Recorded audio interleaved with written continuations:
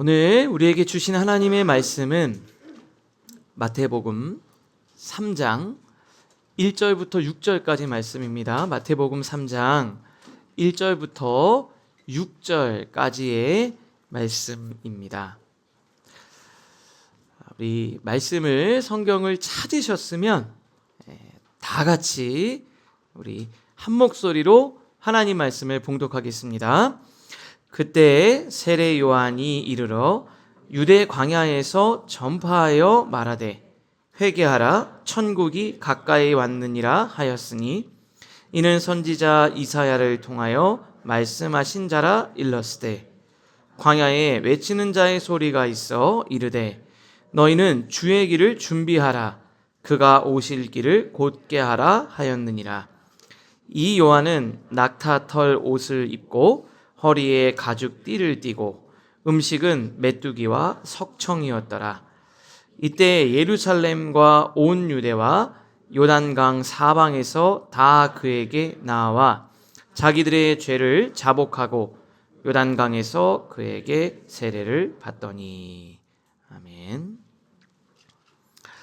우리 계속해서 올해 저희는 이제 마태복음을 통해서 우리 말씀을 좀 나누려고 하고 있습니다. 우리가 살아가는 이 시대의 특징을 여러 개로 설명을 할 수 있을 것 같은데요.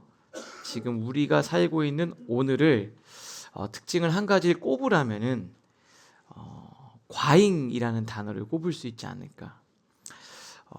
정보가 넘쳐나죠. 그리고 화려한 볼거리들이 가득합니다. 그래서 심심하면 핸드폰만 있으면 하루 종일도 영상도 보고 전 세계 많은 곳들도 가보고 정보도 찾아보고, 여러분들 여행을 못 가니까 여행 유튜버 통해서 진짜 옛날에는 걸어서 세계 속으로나 해야 볼 수 있을 만한 곳에 대한민국 사람들 진짜 대단하죠. 안 가본 데가 없잖아요. 다 알아요. 다 볼 수 있습니다. 볼거리들도 많고 정보도 많습니다. 신앙생활도 근데 마찬가지인 것 같아요. 언제 어디서나 좋은 찬양, 세련된 설교와 강의, 탁월한 프로그램들이 주변에 정말 가득합니다. 근데 좀 이상한 게 뭐냐면요, 환경은 어느 때보다 풍요로운데 영혼이 허기지고 있다는 거죠. 신앙의 모습이 점점 세련되어지고 정보도 많고 볼거리도 많은데 내면이 공허하다라는 거죠. 옛날보다 지금이 더 우리 내면이 더 건강하고 좋냐라고 말할 때 그렇다라고 말할 수가 없다라는 겁니다. 그러니까 뭔가는 되게 많고 막 자꾸 채우는 것 같은데 정작 내 삶을 근본적으로 바꾸는 영적인 파워, 늘어나는 신앙의 콘텐츠와 그 양에 비해서 내가 경험하는 영적 체험과 영적 파워는 비례해야 되는데 오히려 더 떨어지고 있지는 않은가, 이런 생각이 좀 들어요. 또 왜 그럴까? 오늘 우리가 읽은 본문에서 여러분들과 그 이야기를 좀 나누려고 합니다. 또 오늘 본문에는요, 정말 괴짜라고 표현하기에 딱 적당한 투박하고 거친 한 사람을 소개하고 있어요. 근데 그 사람은요, 세련됨이라는 건 찾아볼 수가 없고요. 그리고 완전 비주류였고, 그리고 그가 있는 곳은 다른 사람들이 찾아오기 힘든 이 광야에서 그는 사역을 했습니다. 근데 놀랍게도 그 시대를 깨우는 하나님의 귀한 사도로 쓰임을 받은 거예요. 종교라는 껍데기에 갇혀있던 사람들을 다 끄집어내서요, 영혼을 뒤흔들고 깨우고 변화가 일어났다는 거예요. 삶의 변화가 일어났다는 거죠. 그래서 저는 오늘 이걸 보면서, 저는 이제 목회를 하고 저희들이 우리 함께 신앙생활하는 우리 라이프처치 성도님들에게 하나님이 오늘 우리에게 주신 되게 중요한 메시지가 이 안에 담겨 있다는 확신이 들었습니다. 그래서 오늘 이 본문을 통해서 우리가 놓치고 있는 건 뭔가, 그리고 하나님이 우리에게 주시고자 하는 메시지는 무엇인가, 여러분들과 나누려고 합니다. 첫 번째 키워드는 광야예요. 광야에서 우리 1절 본문 말씀을 우리 화면을 보면서 다 같이 한 번 더 읽겠습니다. 시작. 그때 세례 요한이 이르러 유대 광야에서 전파하여 말하되.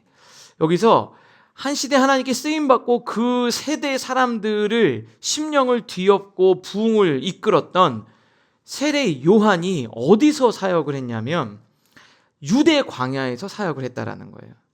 근데 여러분 잘 생각해 보세요. 이게 그냥 단순히 그냥 유대 광야에서 있었구나 이게 아니라 일부러 이 장소를 강조하고 있는 겁니다. 왜냐하면 이사야 선지자의 예언과 연결되어 있거든요. 이사야 40장 3절 말씀 이렇게 되어 있습니다. 외치는 자의 소리여 이르되 너희는 광야에서 여호와의 길을 예비하라. 사막에서 우리 하나님의 대로를 평탄하게 하라. 이미 이사야 선지자가 뭐라고 얘기했냐면 광야, 사막이라는 단어를 얘기했고 지금 사도 요한은 광야에서 말씀을 증거하고 있습니다. 예수님이 오실 길을 예비하고 준비하는데 하나님이 선택한 장소가 뭐냐면 예루살렘 성전이 아니었고 사람들이 많이 모이는 도시가 아니었고 변방이었던 사막 광야였다라는 거예요. 근데 제가 또 읽어보다 보니까 더 의아한 인물은 바로 세례 요한이에요. 세례 요한은 성전이 훨씬 더 자연스러운 사람이다. 광야랑 안 어울려요. 그냥 어렸을 때부터 교회 안에서 도심 안에서 자라난 거예요. 아버지가 제사장 사가랴였습니다. 그러니까 제사장 가문에서 태어났다는 건 뭐냐면 앞으로 그는 교회 안에서 성전 안에서 그렇게 그냥 안정적인 환경 안에서 사역을 하면서 살아가면 되는 거예요. 그러니까 세례 요한이 원하기만 했으면 그렇게 사역을 하면 됩니다. 울타리 안에서 사역할 수 있는데 하나님이 익숙하고 늘 봐왔던 곳이 아니라 울타리 밖으로 세례 요한을 불러서 거기서 사역을 하게 하신 거예요. 광야에서. 그래서 제가 말씀을 묵상하면서 광야의 특징에 대해서 좀 생각을 해보고 싶었어요. 오늘 본문을 보니까 광야의 특징 중에 오늘 본문의 컨텍스트 안에서 정말 중요하게 봐야 될 것이 뭐냐면 이 소리입니다. 소리. 광야는 다른 소리들이 잦아드는 곳이라는 거예요. 광야는 다른 소리들이 줄어드는 거예요. 여러분 예루살렘 성전만 해도 가면은 사람도 많고 말도 많고 행사도 많고 막 재물을 사는 사람들, 장사하는 사람들 막 복잡했을 거예요. 그리고 겉으로 보기엔 종교적으로 열심인 사람들이 많이 움직이는 그런 에너지가 넘치는 곳인데 아이러니하게도 그 분주함이 그런 여러 가지 소리들이 하나님이 우리에게 주시고자 하는 그 음성을 막는 장애물이 될 때가 있다라는 거예요. 그러니까 예루살렘 성전은 사람도 많고 막 활기차고 프로그램도 많은데 좋은 것들이 너무 많은데 때론 그것이 하나님의 음성을 듣는데 장애가 되고 오히려 하나님의 음성을 안 들리게 만드는 요인이 될 수도 있다는 거예요. 근데 광야는 정반대죠. 아무것도 없잖아요. 아무것도 없으니까 어떻게 되냐? 외부의 사운드가 소음이 강제로 줄어들면서 진짜 내 내면에 아주 중요한 소리 그리고 하나님의 그 말씀이 또렷하고 선명하게 들리게 만드는 곳이 광야라는 거예요. 그러니까 하나님이 세례 요한을 통해서 어디냐면 이 복잡한 그 한가운데서가 아니라 광야로 가서 거기서 말씀을 전하라고 한 거예요. 여러분 엄청 능력이 있었던 선지자 엘리야, 이 엘리야가요 사역을 열심히 하다가 슬럼프에 빠졌습니다. 그리고 완전히 영적으로 침체돼 있어요. 의욕을 잃고 영적으로 탈진했는데요. 실제 성경을 읽어보면 약간 죽고 싶은 마음도 들었던 것 같아요. 하나님 앞에 자기 그냥 죽고 싶다고 얘기를 해요. 그러니까 얼마나 침체가 많이 된 거예요. 여러분 그 영적 거장인 엘리야도 침체되는데 여러분도 지금 좀 많이 힘들고 침체되고 그렇잖아요. 엘리야도 침체가 되는데 뭐 저랑 여러분이라고 아닐 수 있을까요? 근데 너무 침체가 많이 됐는데 그때 피해서 어디로 갔냐면 광야로 갔어요. 그러니까 광야가 지금 이 엘리야의 마음 상태를 의미하는 겁니다. 근데 그곳에서 광야에서 하나님이 엘리야를 만나 주시고 하나님이 엘리야를 따뜻하게 대해 주세요. 그 본문이 열왕기상 19장에 나오는데 하나님이 만나 주시면서 이런 표현이 있습니다. 11절을 제가 한번 볼게요. 여호와께서 이르시되 하나님 말씀이 말씀을 주시는 거예요.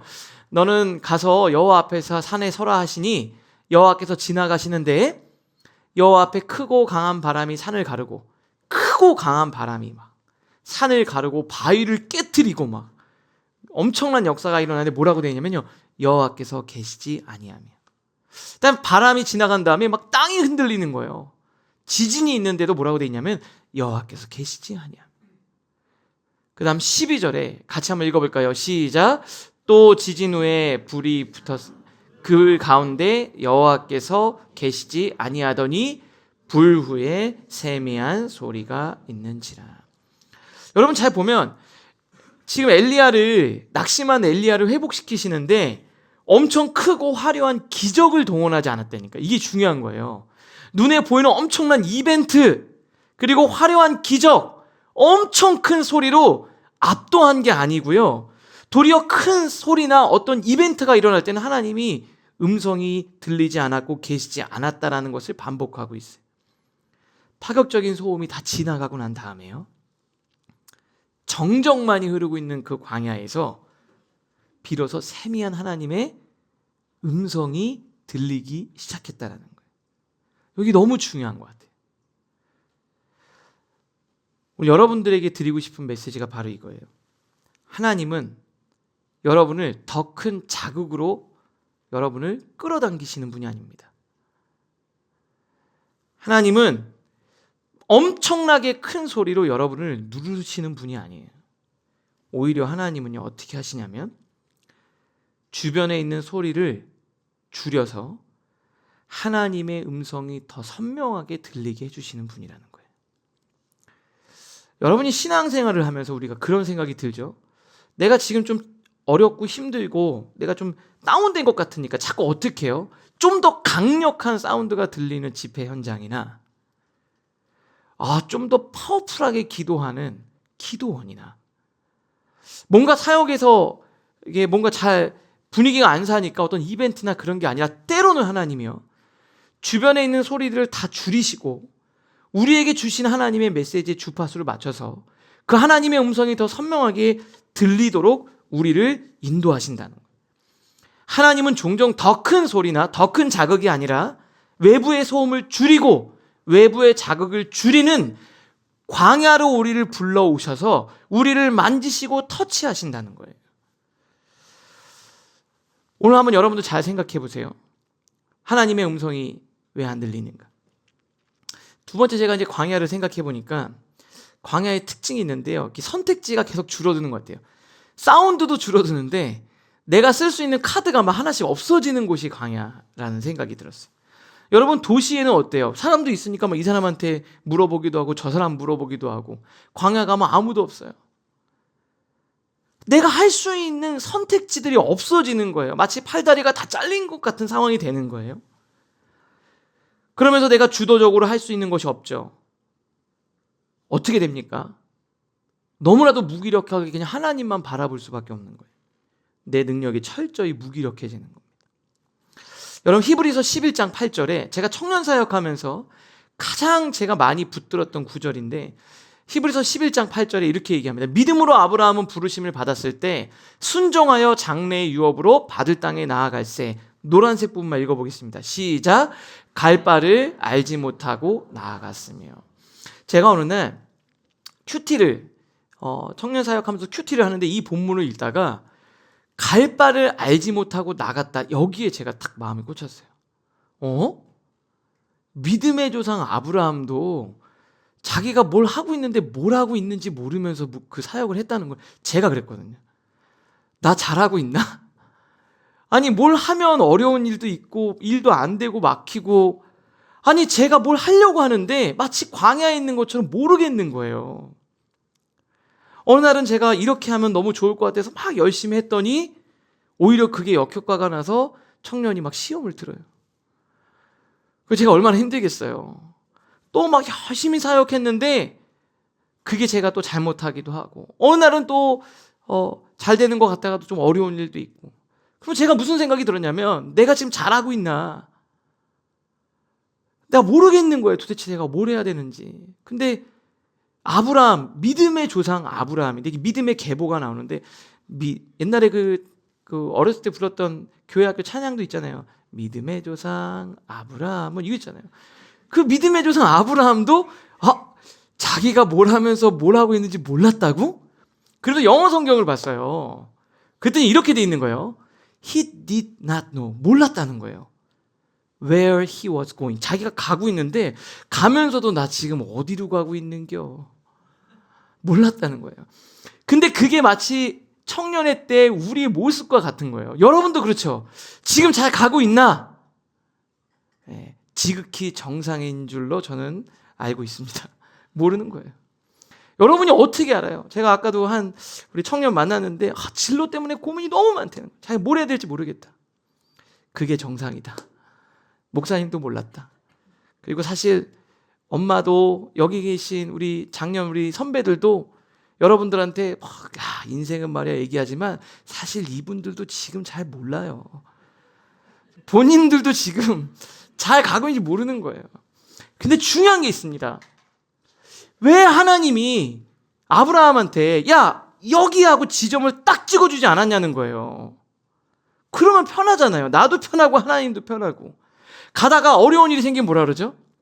걱정하지 마. 코너만 돌면은 뒤에 준비돼 있어. 너 깜짝 놀랄걸? 그래요? 그럼 편하게 갈게요. 이러면 되는데 그런 거 안 알려주시는 거잖아요. 시간, 타임테이블을 딱딱딱딱 주셔야 돼. 타임테이블이 없는 거예요. 너무 괴로운 거죠. 왜 그랬을까요? 좌표를 찍어주면 그것만 바라보는 거고요. 시간을 알려주면, 때를 알려주면 시계만 바라볼 거예요. 근데 왜 그랬을까요? 선택지가 없어지면서 하나님만 바라볼 수밖에 없는 상황으로 몰아가신다 이 말입니다. 지금 여러분들이 그런 상황일 수 있다는 거죠. 왜요? 광야에서 하나님이 우리와 말씀을 나누시기 위해서 그런 거예요. 여러분, 광야의 훈련의 핵심은 역량을 키우는 게 아니에요. 여러분, 우리가 보통 할 때 훈련을 하잖아요. 뭐 체육을 하든 또 군대를 가든 그때는 내 전투력을 키우는 겁니다. 착각하시면 안 돼요. 하나님이 여러분을 광야에 두셨을 때는 여러분의 전투력을 키우는 게 아니에요. 철저한 의존을 훈련시키는 겁니다. 여러분, 그게 너무 중요한 거예요. 여러분, 선교 갔다 온 팀들이 있는데 막 좋아요. 근데 진짜 신기하죠. 가서 돈 내고 고생하는데 좋다는 거죠. 뭐가 좋은지 아세요? 중요한 게 있는데요. 핸드폰을 반납을 해요, 일단. 답답하기도 하고 어렵죠. 그리고 사실 내 맘대로 잘 안 돼요. 근데 낯선 환경에 서로 맞지도 않은 사람들끼리 만나니까. 그러니까 문제가 발생하는데 하나님께만 집중하는 거예요. 핸드폰을 못 쓰는 거죠. 내가 의지했던 세상의 줄이나 정보들이 다 끊어지는데 답답해야 되는데 이상하게 풍성함을 경험해요. 선교 갔다 오신 분들은 다 알 거예요. 그때가 너무 풍성했어요. 공허하지 않았어요. 왜요? 정보도 없고 할 것도 없고 볼 것도 없고 누릴 것도 없는데 왜요? 하나님과 나와의 관계가 더 긴밀해지면서 내면이 채워지기 시작하는 겁니다. 호세아서 2장 14절 우리 한번 같이 읽겠습니다. 시작. 그러므로 보라 내가 그를 타일러 거친 들로 데리고 가서 말로 위로하고. 하나님 뭐라 그랬습니까? 내가 그를 어디로 데리고 간대요? 위로하고 싶은데 어디로 간대요? 핫플레이스로 간다는 거 아니에요. 거친 들, 빈들로 데리고 가겠다는 거예요. 왜요? 거기서 하나님과 대화가 되는 거예요. 여러분, 이스라엘 백성들은 광야를 이식할 때 힘든 곳이라는 것과 동시에 하나님의 공급과 하나님과의 만남과 하나님의 위로와 대화가 있는 곳이었어요. 광야는 힘들었지만 자기 조상들이 광야를 지날 때마다 하나님이 만져주시고 위로해 주셨어요. 여러분들은 광야를 어떻게 생각하시냐? 너무 괴롭고 도망치고 피할 곳으로만 보시지 않고 정말 그곳에서 하나님을 만나는 장소로 인식될 수 있기를 바랍니다. 광야를 히브리어로 미드바르라고 합니다. 미드바르. 근데 그 미드바르가 뭐냐? 다바르, 말하다. 하나님의 음성이 들리는, 하나님과 대화가 이루어지는 곳이에요. 마치 이런 거죠. 여러분이 막 자꾸 하나님과 얘기하고 싶은데 하나님과 좀 얘기하다가 잠깐만요. 전화 좀 잠깐. 조금 더 어디까지 얘기했죠, 하나님? 그러다가 막 얘기하다가 누가 딱 잠깐만, 제가 깜빡했는데 조금만 기다려주세요. 그러고 있다가 와가지고 또 하나님께서 그래서 그때 어떻게 됐죠, 하나님? 이러고 있는 거예요. 그러니까 하나님 뭐라 그래요? 안 되겠다. 그래서 야, 우리 광야로 좀 나가서 너랑 나와 좀 얘기 좀 하자. 안 들리는 거예요. 안 들리는 거예요. 그러니까 어떻게 해요? 강제로 하나님이 분리해서 선택지도 다, 소음도 다 줄어드는 곳에서 하나님이 여러분에게 야, 우리 이제 얘기 좀 하자. 얘기 좀 하자. 내가 너한테 해줄 말이 있거든. 내가 너한테 해줄 말이 있거든. 오늘 하나님의 음성을 듣는 여러분들 되실 수 있기를 바랍니다. 이 시대 의도적으로 광야로 뛰어드는 시간이 필요한 거예요. 구분된 시간, 구별된 시간. 외부의 볼륨을 줄이고 또 다른 선택지가 없어서 하나님만을 바라볼 수밖에 없는 거룩한 고립의 시간. 그게 바로 광야예요. 거기서 세미한 하나님의 음성을 들을 수 있는 우리 사랑하는 라이프 처치 성도님으로 되실 수 있기를 주님의 이름으로 축복합니다. 두 번째 키워드는 소리라는 키워드예요. 우리 3절을 같이 화면을 보면서 또 읽겠습니다. 시작. 그는 선지자 이사야를 통하여 말씀하신 자라 일렀을 때 광야에 외치는 자의 소리가 있어 이르되 너희는 주의 길을 준비하라. 그가 오실 길을 곧게 하라 하였느니라. 자, 여기서 세례 요한을 뭐라고 얘기하냐면 세례 요한의 정체성을 소리라는 걸로 아주 독특하게 표현하고 있습니다. 뭐라고 하냐면 외치는 자의 소리가 있다 그랬어요. 세례 요한은 소리라는 것으로 그를 표현하고 있다는, 말씀도 아니고 소리예요. 근데 여러분, 소리의 특징이 뭐냐면 메시지가 딱 전달되는 즉시 소리는 사라지는 거예요. 형태가 없고 잔상도 남지 않아요. 그게 소리의 정체성입니다. 이사야서 아까 보면은 소리여라고 얘기를 합니다. 세례 요한이 사역의 절정에 달았을 때 사람들이 막 세례 요한 엄청 많이 따르는 거예요. 막 세례 요한이 막 사역하면서 부흥하는 거죠. 막 구름대처럼 몰려드는 거예요. 그럼 세례 요한 제자들도 있을 거 아니에요. 근데 그때 예수님이 또 같이 한쪽에서 사역을 시작하고 있었거든요. 근데 어느 날 보니까 사람들이 좀 덜어오는 거예요. 오늘 제가 사역하다가 이렇게 있다가 아니 저 어디 간 거냐? 저기 옆에 저쪽 교회로 갔습니다. 뭐 이런 거죠. 제자들이 이렇게 얘기해요. 요한복음 3장에 보니까 이렇게 돼 있습니다.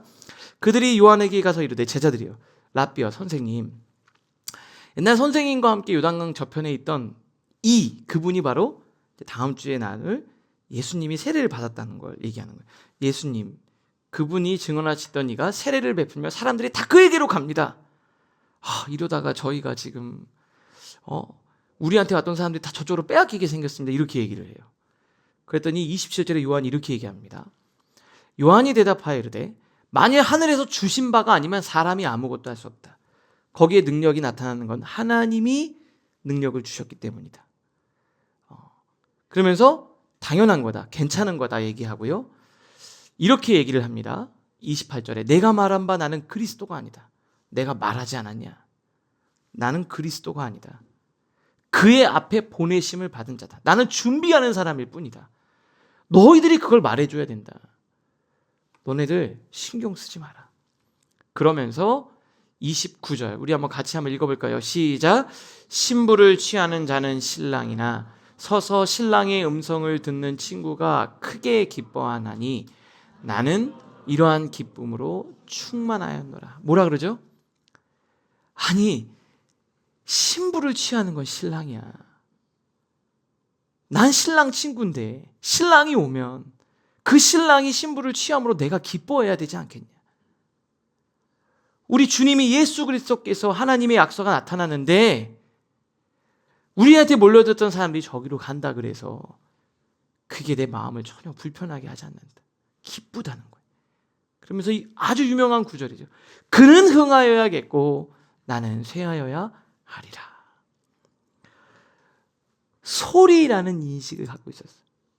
주인공이 등장하면 사라져야 하는구나. 자기의 본질을 알고 있었어요. 신랑이 주목을 받을 때 그 신랑 친구의 기쁨이 어떤 건지 알았다, 이 말입니다. 사실 이거 어려운 이야기입니다. 쉽지 않죠. 왜요? 알고 있는데 막상 그 상황이 되면은 마음이 어려워요. 사람이 욕심이 나기 때문에 그렇습니다. 내 존재가 증명받고 싶고 내가 누리면 마치 내 거인 걸로 착각을 해요. 그런데 세례 요한은 소리라는 정체성을 분명히 갖고 있었습니다. 사역을 하다가 보면 그럴 때도 종종 있죠. 저는 하나님의 말씀을 전하는 자로 소리가 돼야 되는데 어쩔 수 없이 그래도 목사님 말씀이 너무 좋았어요. 그러면 좋은 거예요. 그리고 준비하면서 나도 모르게 잘하고 싶은 마음이 드는 거죠. 평생의 이 싸움을 제가 하면서 가야 되겠죠. 이 소리라는 정체성을 버리지 않아야 되겠죠. 근데 그거는 목회자인 저뿐만 아니라 우리 모두가 마찬가지입니다.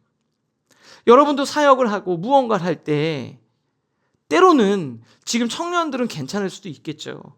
근데 교회에서 내가 어떤 역할을 하다가 내려오거나 물러서야 될 때 여러분은 메시지는 있으나 형체가 없는 소리로서의 정체성을 잃지 않기를 바랍니다. 가정에서도 이 소리로서의 삶을 살아가시면 좋겠어요. 우리 엄마들 육아하면 어때요? 힘들죠? 힘들어요. 집안일 뭐 이런 거 밖에 나가서 뭐 집안일 했다고 상을 받는 것도 아니고 그죠? 티도 안 나는 일이지 않습니까? 이게. 참 신기한 게 하면 티가 안 나고 안 하면 티 나는 일, 그게 집안일이라고 하더라고요. 근데 형체가 남지 않는 일이에요. 티도 안 나고 생색 내기도 그렇습니다. 그런데 소리가 되어서 사라져 주었기 때문에 가정이 사는 거죠. 남편분들도 마찬가지죠. 밖에서 힘든 거 다 얘기하지 않잖아요. 그래서 때로는 아내들이 오해하죠. 밖에서 남자들은 되게 좋은 거 먹고 또 이렇게 편하게 있는 줄 알고. 티가 안 나잖아요. 그러나 철저히 소리가 되어 가정을 위해 사라져지기를 바랍니다. 그때 그 가정이 사는 거죠. 여러분 직장에서도 어때요? 막 잘하고 싶잖아요. 공을 내세우고 싶고. 근데 여러분 누군가를 돋보여주는 조언으로서의 역할을 여러분들도 하실 수 있기를 바라요. 교회에서는 어떻습니까? 오늘 날씨가 너무 추운데 어떻게 주차 봉사하시는 분들 괜찮으셨어요? 네. 티도 잘 안 나고 그죠? 힘들고. 교사 어제 라이프가든 캠프를 했습니다. 아이들 여기서 1박 한다고 여기서 잔 우리 선생님들도 계시고. 여러분 알다시피 애들은 안 지쳐요. 아시죠? 오후 늦게쯤 됐더니 선생님들이 벌써 이러다가 선생님들 쓰러지는 거 아닌가? 얼마나 힘들어요. 그죠? 그런데 그렇게 섬기고 수고하고 헌신하는 교회에서 라이프 처치를 또 할 수 있도록 여러분들 물질로, 시간으로, 봉사로 그게 드러나지 않죠. 그런데 그게 하나님이 원하시는 우리의 모습이라는 거예요. 비록 소리는 형태가 없거든요. 근데 참 신기하게도 그런 사람은 울림이 있어요. 울림이 있습니다. 시간이 지날수록. 여러분 내가 돋보이려고 하면 시기와 질투가 남아요. 아세요? 내가 돋보이려고 하면 시기와 질투가 남는데 내가 사라지고 소리로서의 정체성을 가지면 감동과 사랑이 남더라고요. 울림이라고 하죠. 울림이 남아요. 우리도 이제 교회가 시작됐는데 누가 오든 그 다음에 누가 오든 우리가 서로 잘 세워주고 이 세례 요한 같은 모습으로 살아가실 수 있기를 바랍니다. 하나님이 세례 요한을 어떻게 칭찬했냐면 제가 보니까 이런 칭찬을 다 우리 라이프 처치 성도님들 다 이런 칭찬을 들으시기를 바라는 마음으로 제가 말씀을 한번 읽어드릴게요. 볼게요. 마태복음 11장 11절. 내가 진실로 너희에게 말하노니 여자가 낳은 자 중에 세례 요한보다 큰 이가 일어남이 없도다. 아니 뭐 얼마나 대단한 일을 했길래 그런 얘기를 했을까요? 이 모습 때문에 그런 거예요. 이 모습 때문에. 여자가 낳은 자 중에 세례 요한보다 큰 이가 일어남이 없도다. 예수님이 직접 이렇게 얘기하신 거예요. 이렇게 하나님의 칭찬받는 우리 라이프처치 성도들 모두가 되실 수 있기를 바랍니다. 마지막 세 번째 키워드는요, 죄입니다. 죄를 회개하는 거예요. 우리 4절 말씀을 한번 읽어볼게요. 4절 같이 읽겠습니다. 시작. 이 요한은 낙타 털옷을 입고 허리에 가죽 띠를 띠고 음식은 메뚜기와 석청이었더라. 여러분, 세례 요한을 보면서 야, 드레스 코드가 취향이 진짜 드레스 스타일을 소개하고 있잖아요. 낙타 털옷에 허리띠를 했다. 이게 진짜 너무 이상한 거죠. 제사장이면 딱 그 제사장으로서의 화려한 옷을 딱 입는 거거든요. 세련된 옷을 입었을 거예요. 근데 낙타 털옷에 가죽띠, 그리고 먹는 거는 메뚜기, 석청, 야생꿀을 먹었다는 거예요. 지금으로 말하면 완전 괴짜죠, 괴짜. 완전 옛날 사람 스타일. 그래서 세련된 거랑 거리 멀어요. 굉장히 이질적인 사람입니다, 이 사람. 그리고 장소가 어디예요? 접근성은 최악. 예, 광야잖아요. 완전 최악인 광야에서 사역을 한 거예요. 여러분, 저희도 사역할 때 어떻게 할까요? 그래도 청년들이 오려면 지하철역 근처가 좀 돼야 되지 않나, 이런 생각하잖아요. 근데 너무 황당하게 뭐 동떨어진 산 중턱에 다음 주에 저희들 좌표를 찍어드릴 테니까 오시겠어요? 광야라는 곳이에요. 전 이게 너무 당황스러운 거예요. 근데 더 충격적인 거는 5절이에요. 5절. 이때 예루살렘과 온 유대와 요단강 사방에서 다 그 얘기 나왔다. 사람들에게 몰려들었다는 거예요. 이런 스타일의 외모를 갖고 사역을 하는데 사람들이 온다고? 이런 생각이 좀 들었어요. 패션 때문인가요? 마케팅인가요? 근데 제가 하다가 청년들이 이런 의심을 가질 것 같아요. 목사님, 독특하잖아요. 궁금하니까 모일 수도 있죠. 이해가 되는 거예요. 야, 조금 다른데? 독특하니까 좀 관심 있어서 가볼까? 이럴 수도 있을 것 같아. 약간 도인 같은 느낌도 들고. 정말 그럴 수도 있겠다는 생각이 들었어요. 그래, 맞아. 뭐 그러면 좀 찾아올 수도 있겠지. 근데 더 충격적인 건 6절이에요. 6절 같이 읽겠습니다. 시작. 자기들의 죄를 자복하고 요단강에서 그에게 세례를 받더니. 워낙 괴짜니까 신기해서 사람들 구경하러 온다고 생각할 수도 있잖아요. 근데 중요한 게 있습니다. 구경은 할 수 있어도 회개는 안 되는 거예요. 정말 세련되고 뭔가 나를 자극시켜서 사람들이 막 재미를 가지고 모을 수는 있지만 와서 그 사람들이 죄를 자복하고 세례를 받았다는 게 뭐예요? 내가 하나님과 다른 인생을 살겠다고 결단하고 삶의 변화가 일어났다는 거잖아요. 메타노이아, 이게 뭡니까? 나 이제 다른 삶을 살겠다는 거예요. 존재의 근원이 바뀌는 삶의 전환이 일어났다는 거죠. 술에 찌들어 살던 사람이, 자신을 파괴하던 사람이 술을 끊었어요. 이 사람은 술 못 끊어.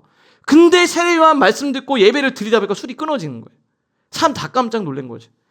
상처의 감옥에 있어서 남 맨날 상처 주고 어디만 가면 맨날 싸우던 사람이 예수 그리스도 믿고 그 상처가 회복돼서 언제 그랬나는 듯이 누군가를 위로하는 사람이 되어져 버린 거예요.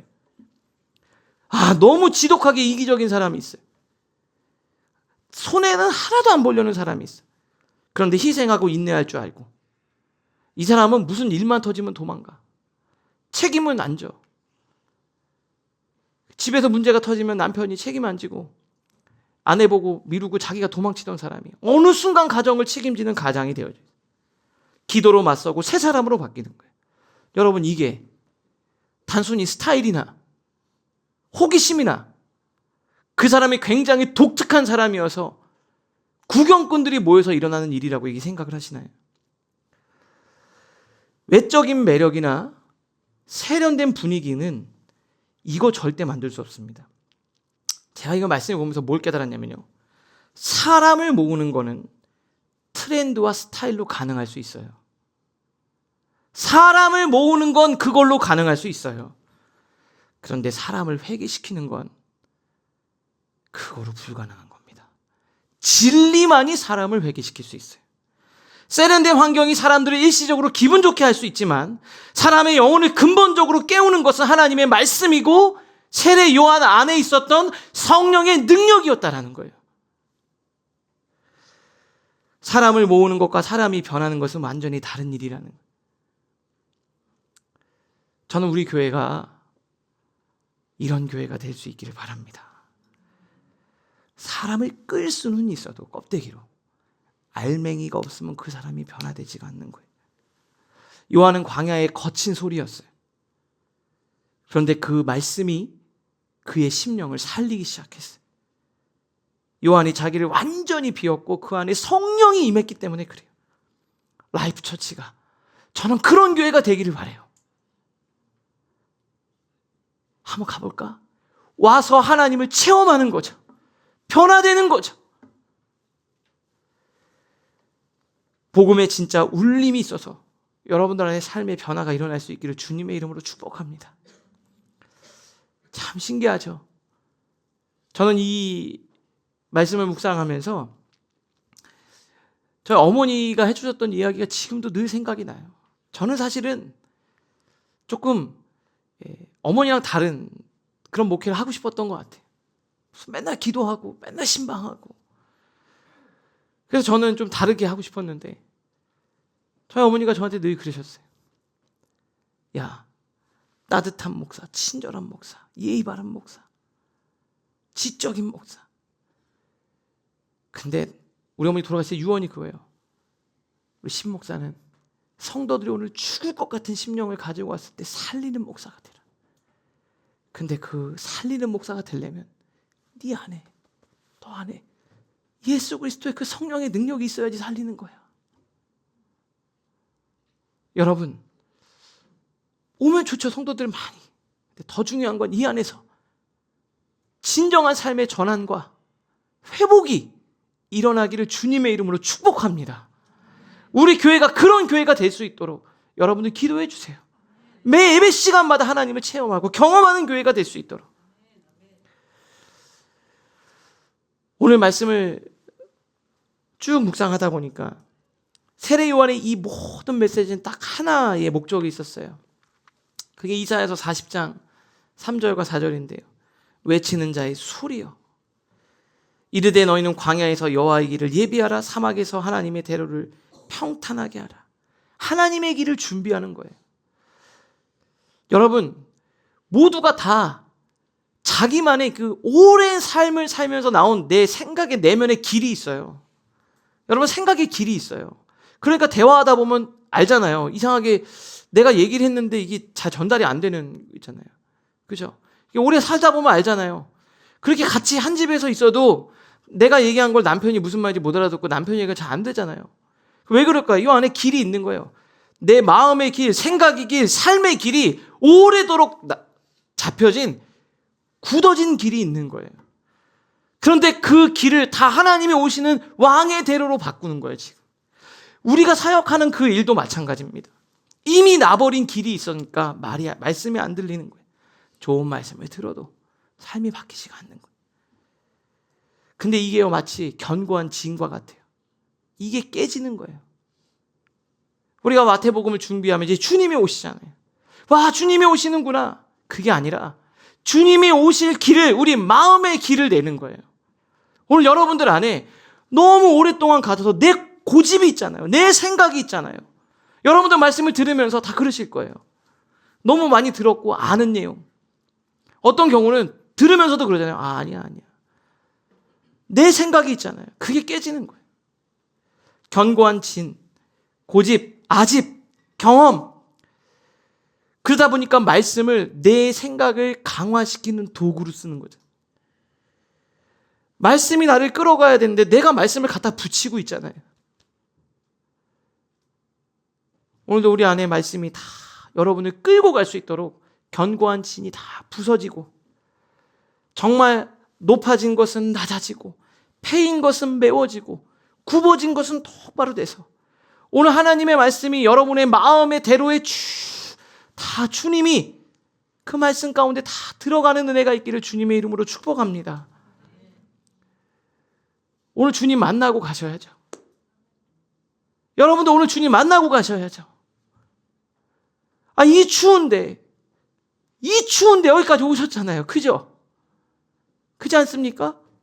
오늘 주님 만나고 가셔야죠. 우리 사랑하는 라이프처치 성도님들 한 분 한 분이 다 주님을 만나고 가셔야죠. 광야에 있는 것 같으세요? 하나님의 음성을 듣고 가셔야죠. 오늘 한 명도 다 그냥 돌아가지 않고 하나님 만나고 하나님의 음성 듣고 회복되어서 돌아가시기를 저는 간절히 기도합니다.